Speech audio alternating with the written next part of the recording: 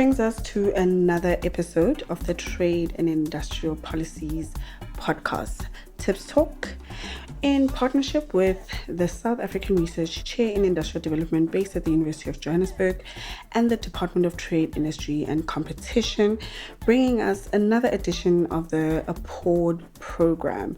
So Aporde allows talented academics, policymakers and civil society representatives from Africa to gain access to alternatives to mainstream thinking on development issues and to be equipped in a way that will foster original thinking. Welcome to this special edition, the show where we delve into the fascinating world of economics and its impact on global development. I'm Nondwe Majundana, your host, and today we have the privilege of sitting down with a trade unionist, a member of the people, working in which department? Nigeria Labour Congress. Fantastic. And his name is Echezona Asuzu. We are so happy to have him here as one of the Appordians for this year. Tell us a bit about yourself. Welcome to our show. Thank you for having me. My name is Comrade Echezona Asuzu. I work with the Nigeria Labour Congress, the largest trade union center in Africa. Membership base of about 10 million members. We represent workers in every sector of the economy. I actually head the program on trade, investment, sovereign debt, and decent work. I also head the program on climate change. So coming to Aporde is such a delight. I mean, it's been mind-blowing. The kind of knowledge that has been shared here is quite compelling. It provokes you to new thoughts and critical thinking. And I think this is really, really rewarding. It's been worth a while. Oh, that's fantastic to hear. And you've had a few lectures from some of the most esteemed economists across the world and the continent. But what has your key takeaway of Aporde been? Well, for me, it's actually about the compelling need to transform African economy from what it is now, largely subsistence, commodity-based, to a more industrial-based economy that can actually compete and be more productive. I think that's the central focus and trust of this Aporde 2024. We've been so enabled by a great faculty, talking about some of the best development economists from all over the world. I've actually dived deep into bodies of knowledge like issues of perspectives, critical perspectives on development economics, issues like governance, democracy and economic development, issues like mineral resources and industrial policy. We can go on and on. So a lot of knowledge has been shared within these past few days, and it's been really, really very helpful. And for me, I think it motivates us to do more, to actually delve more critically into these issues and see them from a wider perspective and be able to look at the local context where it concerns our individual countries, where we are right now, and what we need to do. We've been able to see the world from a bigger prism, begin to look at economics from the perspective of development. You know, we have had a number of modules, the ones that stand out from here, the ones on a critical perspective on development economics. There's Professor Chang. He brought out some of the deeper truths about why Africa is where we are and what we need to do if we want to actually get away from this the vicious cycle of commodity economy. And also we had Mushraq Khan, who did a lot of in-depth analysis of governance, democracy and economic development, how the three, even though they look disparate, how they come together. And that was marvelous. Then green economy, of course, I'm interested in that because I'm involved in climate change. You know, the transition to green economy was really, really very helpful. That was Amer and Professor Amer. You know, it was great. So a lot of very useful and helpful thoughts that gets you, thinking, and also gets you to know that your work is cut out for you. We'll now need to go back and look at this from our own individual country context, and then begin to apply the knowledge in a way that can actually be useful to the communities we serve. Definitely. So I don't like to put people on the spot. You've already put yourself on the spot of choosing your favorites lessons that you enjoyed in the week. But I mean, I know when we were at the IPPM session, there was mention of how we can create big firms, and your country was mentioned with the Dangote Group and how we can create big players. Do you think there's something in there, or there's some truth in that as a Nigerian, as a patriot? Yeah, absolutely. The idea of creating big players was actually a concept that was espoused by the former president of Nigeria, President Olusegun Obasanjo, from 2003, 2004, when he began to interact more actively with the private sector in a very practical way, where he extended state support to enable and capacitate the private sector in Nigeria. He allowed them to buy public assets under a controlled kind of privatization scheme. We fought it, but one can see there are little advantages, in pursuing that kind of policy by building the capacity of the private sector. So that was how firms like the Dangote PLC emerged and became competitive, not just in Nigeria, but the rest of Africa. Today, we have a Dangote refinery that is one of the biggest in the world. One couldn't think of that some 15 years ago, but now it has happened because of our strategic partnership with the private sector. I think it has offsets, but then we can see that if we want to grow, we need to build industrial capacity. Building it means that also we need to work with the private sector to do that. So the challenge we have with that is the fear of monopoly. Dangote has become almost like an economic behemoth. So the fear is monopolizing the market, which I think government should do well to ensure fair competition, a level playing ground for all players, and then also imbibe a thoroughbred industrial policy that actually is export oriented. That's what Dangote is doing, but we need to have more firms like that if we really want to grow our economy. We need to see more Dangotes in Nigeria and, of course, in other African economies. And I think Nigerian culture, for sure, I would say one of the most patriotic people that I know. Wherever you are, you continue to eat your food, continue to wear your clothes, and you're able to export your culture. So I think it is important for the country to be able to gain benefit from those economies of scale. Yeah, absolutely. No, it starts with one being nationalistic in thinking.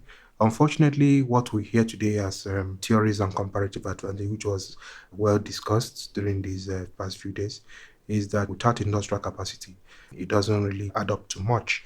That's why we need the states playing a huge role in actually driving development.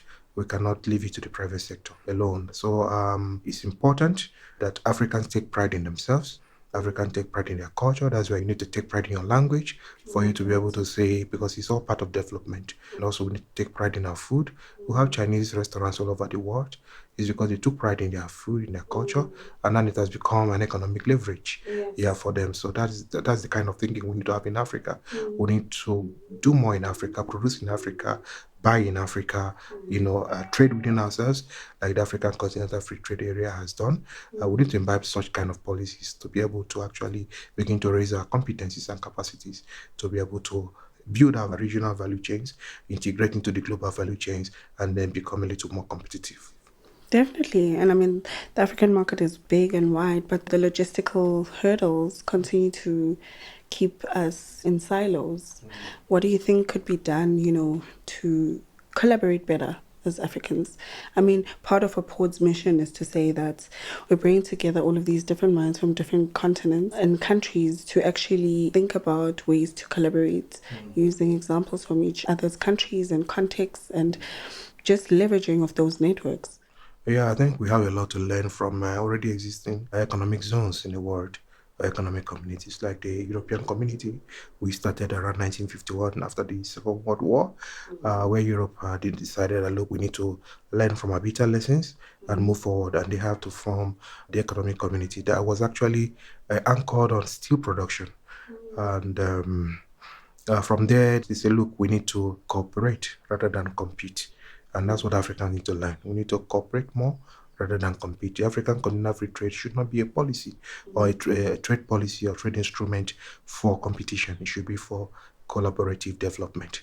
It should be an avenue for Africa to build the regional value chains, capabilities, share knowledge among themselves. All this is from what we learned at the top of 2024 are critical. These are things you don't always hear, or they are the missing gaps in the story of economic, regional integration and economic development. So I think those are some of the lessons we can take away from this report and begin to share with our staff communities, our spaces, wherever they are at work, during in our networks and all that, to begin to raise the consciousness that this is the way Africa needs to go if we actually want to develop. That is so critical.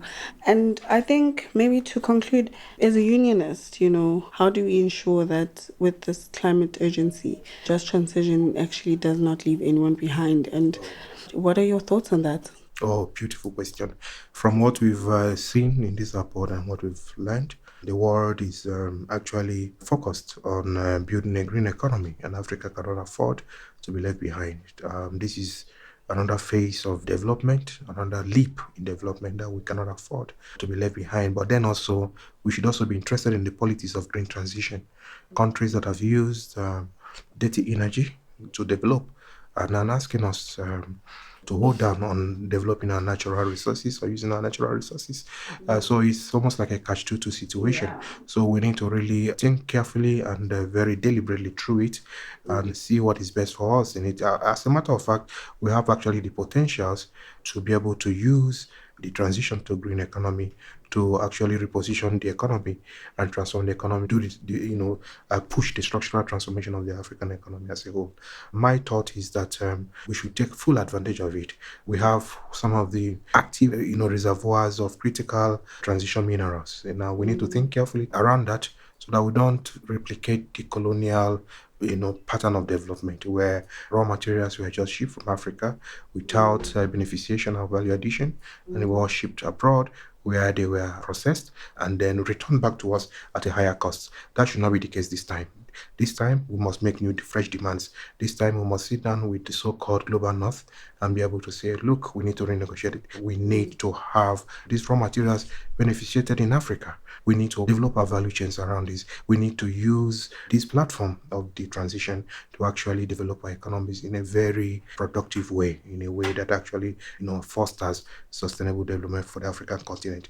And we also need, like I said before, be very mindful of the politics. We need to also understand that while the West is talking about, the Global North is talking about transition to green energy, the investments being made in coal as a catch-up when they have challenges, so we also need to pay attention to that and identify what could be our transition minerals. Gas, for example, has been identified as a transition mineral.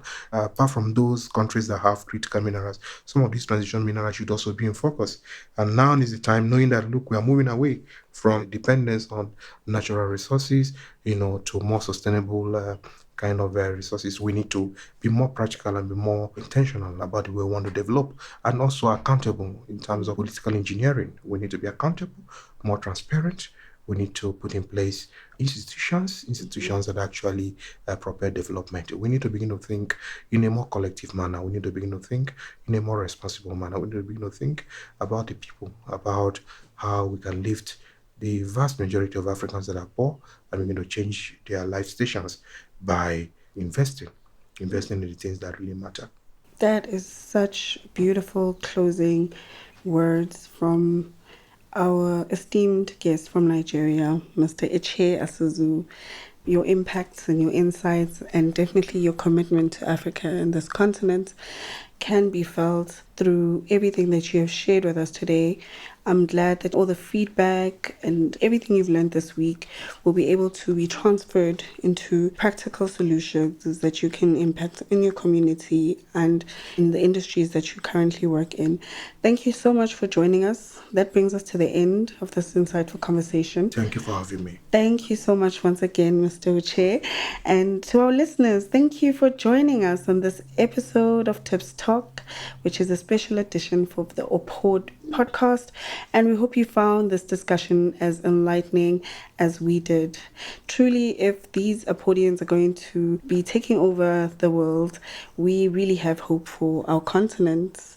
If you feel you have any questions or want to continue this conversation, feel free to reach out to us on aporde.org.za, as well as on the LinkedIn and YouTube pages of the Aporde Alumni Network. Remember to subscribe, leave a review, and share this episode with your network. Your support helps us to continue bringing you engaging content on economics and global development. Until next time, I'm your host, Nondwe Majundana. Take care.